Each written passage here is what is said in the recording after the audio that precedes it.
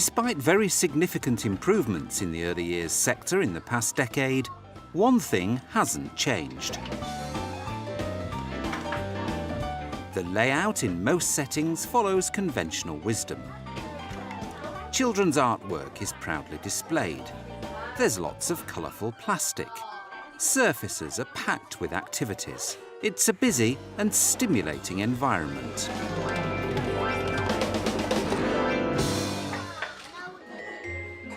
Now, though, there's an opposite and challenging view. And it's advice that some practitioners will find surprising. Make sure that an environment isn't too cluttered. Also that the environment isn't overstimulating.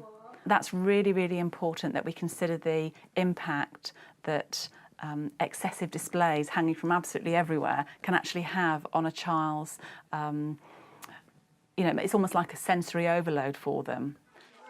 The new idea that the traditional layout of settings could be overstimulating and distracting for pupils is already proving controversial. One prominent head teacher has criticised the ideas. And later in the programme, David Fan and the report's author, Elizabeth Jarman, meet to discuss their differences. You may find this the wrong colour, you may find it overstimulating, but as a head teacher, this is what I want and this is what I believe in. I have to say that this report is certainly not encouraging people to have dull classrooms. Right. If we're wanting an environment that the children interact with, if we want an environment that is celebrating the children's work, I personally like to see the children involved in that. Hey, I got one here. Get one. Yeah? Abby, give me a foot like this. Bring them across to the wishing well because we're going to make... Whilst there's widespread consensus that improvements to speaking and listening skills are required, the proponents of the new ideas accept that this means of achieving it, a fundamental rethink of layout, will be challenging. It's very new, quite innovative, and although we found some brilliant examples of excellent practice, we are challenging what most people might have thought for the last quite a number of years. The Basic Skills Agency, which has commissioned research into the learning environment, is keen to emphasise that new approaches to layout are being proposed for educational, not merely cosmetic reasons. Studies show that up to half of all children entering primary schools have difficulties with speaking and listening skills.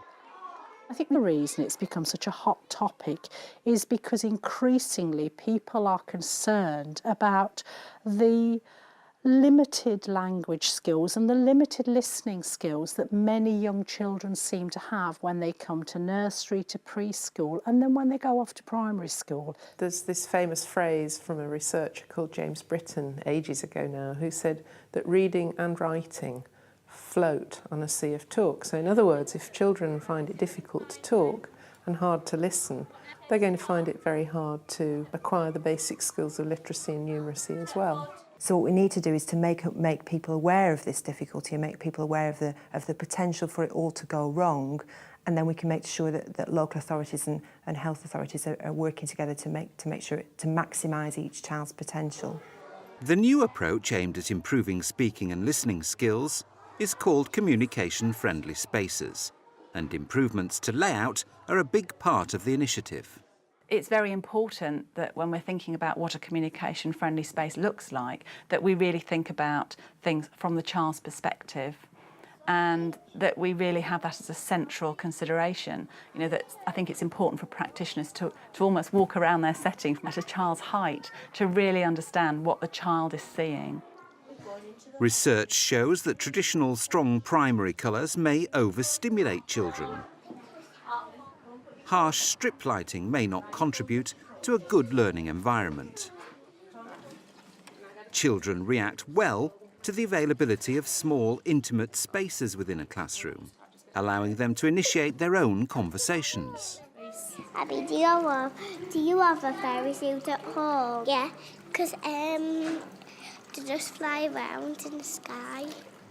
Yeah. It's also very important that there are cosy areas where children can withdraw to.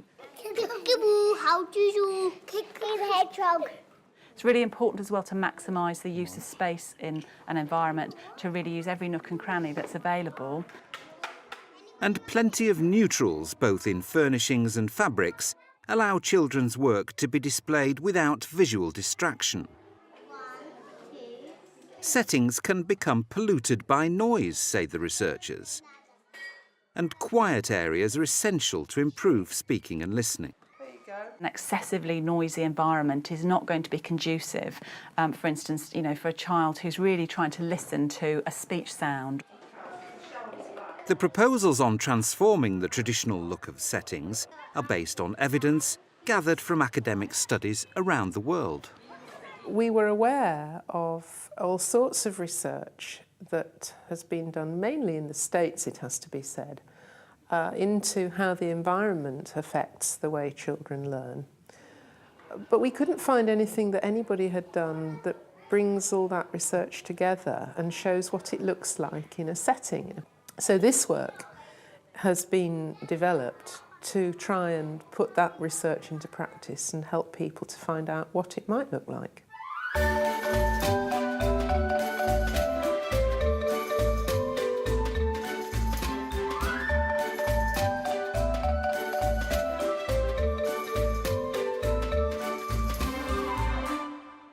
One setting which is adopting some of the ideas to encourage the development of speaking and listening skills is Trimdon Grange Nursery and Infant School in County Durham. Trimdon's head teacher has had a long-standing interest in classroom layout and the use of outdoor spaces. Such was her enthusiasm for new thinking in the area that some of her staff went to Italy to look at schools using an approach called the Reggio model. It shares many of the principles which underpin communication-friendly spaces. Their key impression of Italy was that everything was spacious, calm, well organised, uncluttered, and the background faded away, leaving the children's achievements in the foreground. So one of the first things that happened was a lot of furniture went into storage or went into a skip, and we made ourselves a much larger, more spacious kind of environment for the children. We looked at some of our equipment that was very brightly coloured and decided that we wanted to take a change of emphasis, and we slowly began to replace some of our very brightly coloured plastic equipment with as many natural materials as we could. So we went for an effect that was light, we used wood, we used hessian, we used very pale walls in the background. Whilst the classrooms at Trimdon Grange may not look quite as decluttered as the purists would like, they do look different from traditional classrooms, and the differences do transfer to how the pupils learn, according to the head. Well, the environment is a provocation, I suppose. The environment is there to encourage children to come forward with ideas, to look for things to investigate, to look for opportunities for creation. And our environment, and any environment which follows a Reggio model, is always going to have plenty of opportunities for pupil independence.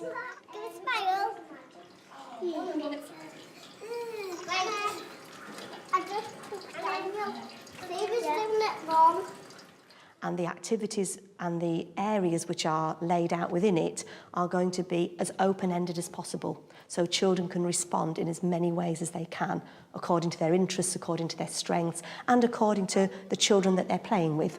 What's happening to the glitter? It's falling down.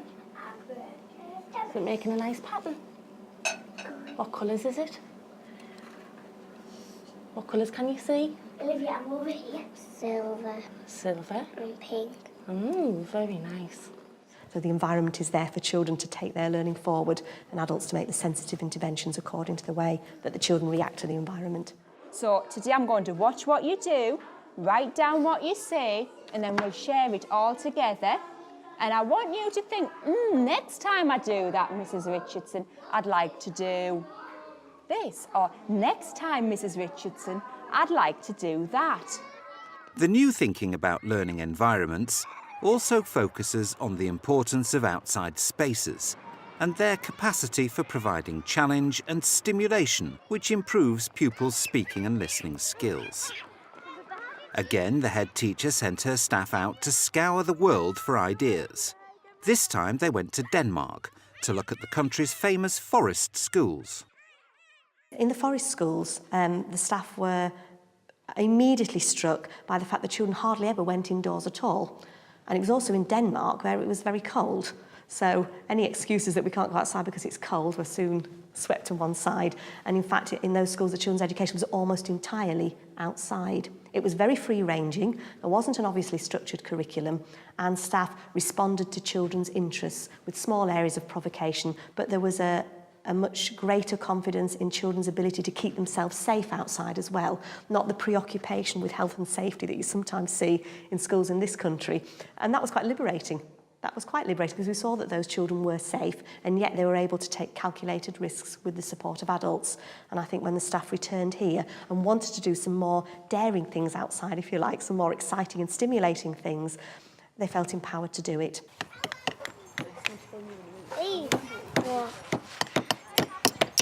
Oh, I fell out scared. Ellie, look. We also found ourselves more confident to take risks with very messy materials. So we began to use gloop and mud and hose pipes, and we invested in clothing that was going to keep the children safe and dry, and decided we would just go with it because the learning opportunities were so powerful that what's a little bit of mess compared to a huge conceptual gain. Where does the brick go, Josh? Good boy. Onto the mortar. Clever boy. Press it down. Now, what did Mr. Ramsey do with the end of his trowel? You remember? He went... Good boy, do you want to help, Will? But changes of this order cost money. Catherine Wharton estimates she spent £25,000. Well, the changes in the building have all been financed from within normal school budget. So we haven't had any additional funding, although we have done the same kind of fundraising that most schools would do. But the real quality equipment is expensive. There's no way around it. It's worth the investment, but you just have to build it up slowly over time. Advocates of the communication-friendly approach say that some changes can be made at small cost, and that creativity in the use of funding is all important. If we're looking at realistically what role money is going to play in how successful or not this is, then I think realistically it plays a very big role. I've never been one to accept anybody's excuse that says we can't afford to do this so that we can't do it. There are lots of things you can do with very little money, with a lot of creativity, with no money at all. The other thing is I think sometimes early years settings really need to think very carefully about how they're spending the money they do have, because I think sometimes that money isn't as well used as it might be, and that comes back to looking at what it is really important. Elizabeth Jarman, whose report is pioneering the new thinking, has produced a toolkit which shows how the ideas can be translated into action.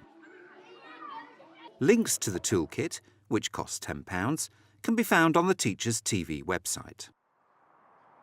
And later on in this programme, we'll look at how one school in Yorkshire has transformed a small area using some of the principles of communication-friendly spaces for as little as £100. But perhaps one of the most effective ways of managing transformations in learning environments is to design them in from scratch. At Homewood School in South London, they were able to use some of the new thinking in a purpose-built space. Again, the head has been inspired by the forest schools of Denmark and how they use light. This is important because research shows that children learn faster in classrooms with lots of natural light. We're similar in some ways, in that we don't always have a lot of light in this country because of our weather. And what struck me was the windows and the angles of the windows. They would make a building look almost like a ship, you know, in terms of the roof being made of glass, so that allowed a lot of light in. And I've always wanted lots of light for our children. The head was able to brief the architect on what she wanted. That included as much natural light as possible, and to use soft, diffuse overhead lighting rather than the harsh strip lighting found in so many schools.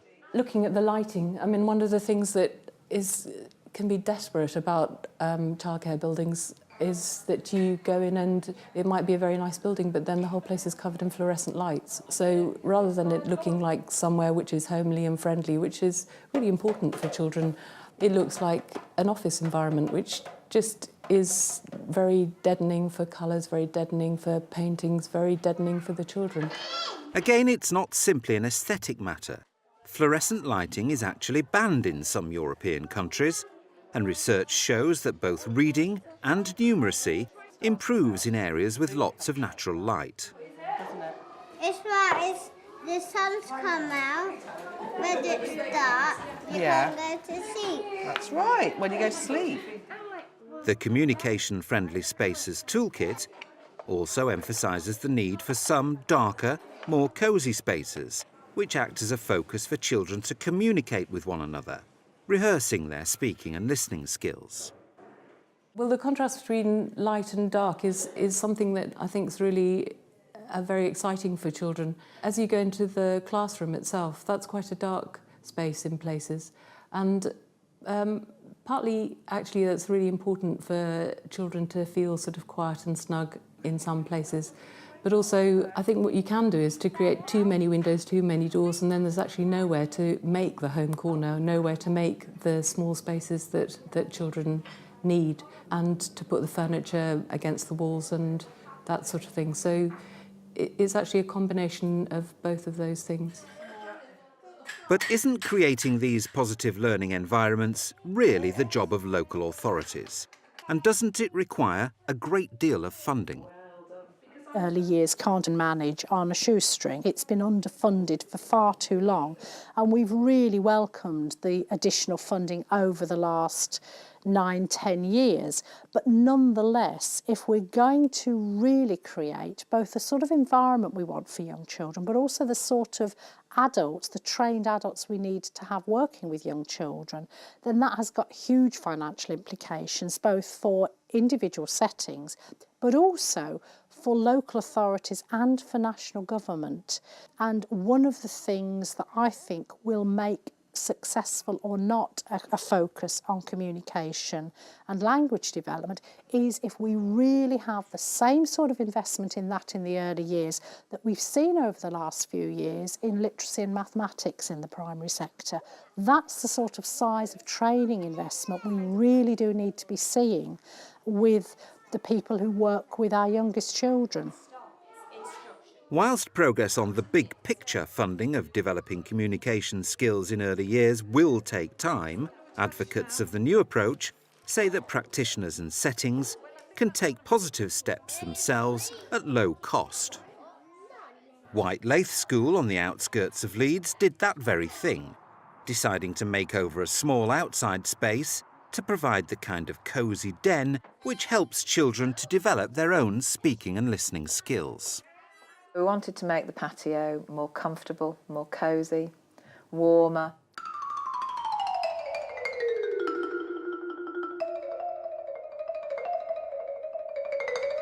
And so we made some drapes and had them hanging down in sort of autumn colours to create warmth. We also put up a divider so the area was smaller, so the children felt comfortable. We got natural elements, the logs to put the books on and to have the children sitting on.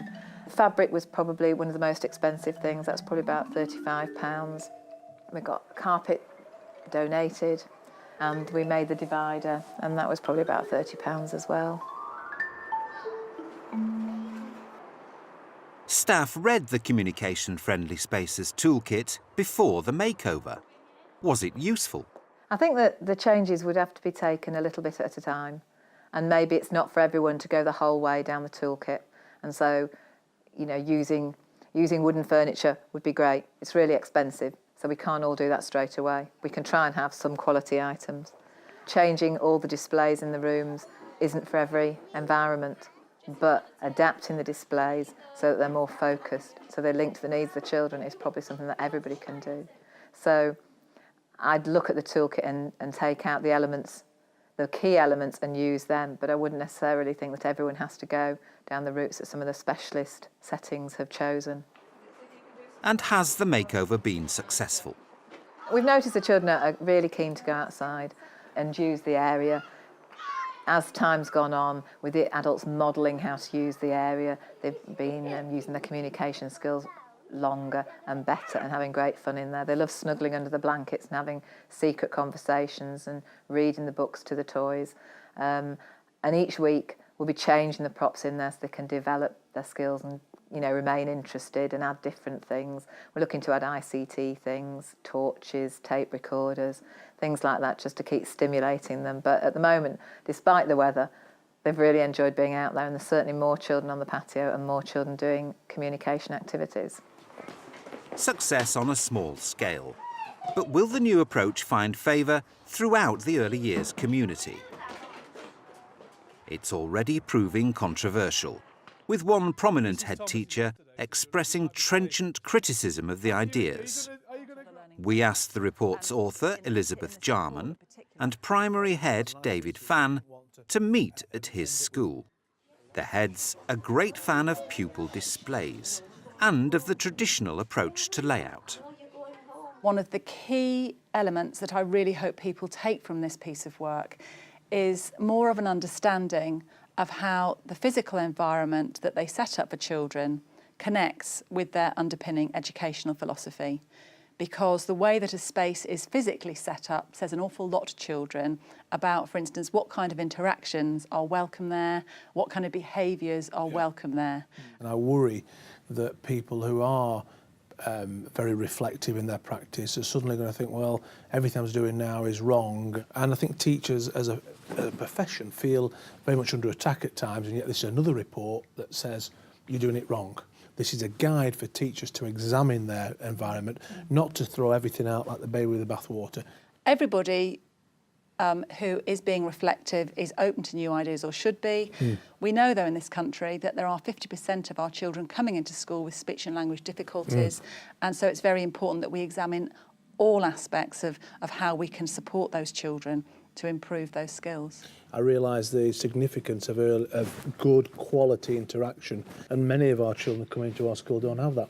How do we get head teachers who are in inner city areas where SAT scores are poor, league tables are a pressure? How do we get those head teachers and those practitioners confident enough to say, well, we really think quality speaking and listening in the foundation unit will bear dividends later on? And I worry, will this report actually have any significance to those settings?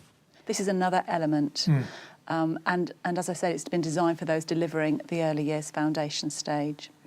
But I do think that from the practice that's already been highlighted in the report, that head teachers or heads of centres who have, for instance, Key Stage 1 students or older can learn a lot from some of the ideas within this. This is a school, for instance, that was built yet only 14 years ago, and it has quite serious flaws. Very few of the windows are at child height. The ventilation's poor in the school.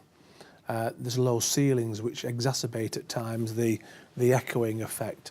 We're still hitting a barrier when it comes to architecture and planning in schools, that actually they don't take enough account of what children and staff need.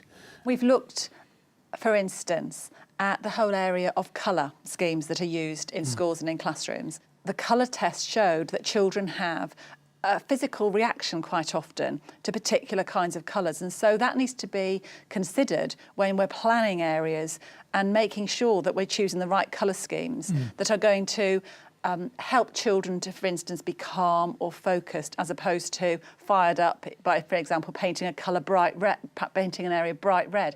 You know, we've got a school here that's got red as its main colour, and that was chosen by the LEA and architects, and actually, you know, I think we need to look at the basic fabrics before we move on. And I read your report, or read your report and your views, and say, well, you may find this the wrong colour, you may find it overstimulating, but as a head teacher, this is what I want and this is what I believe in. I personally feel that it's part of the experience that children get when they're at school. The fact that they can celebrate their work, the fact that there's words on the wall. I think it's a very important part of their education. We're certainly not saying tear down No. all of your displays. Good. And what we're wanting to see is more of a neutral environment background-wise so that the children's work can go centre stage. So, for example, if you've got a group of children in a story area listening to a story that the teacher's reading, looking at a big book, for instance, you wouldn't particularly want a very, very busy display in the background there for obvious reasons, that the children will be very distracted. One of the best teachers I've ever seen was a teacher who read the book Stig of the Dunk by Clive King, and she made her room a den, Stig's cave, and the children were completely immersed in the environment.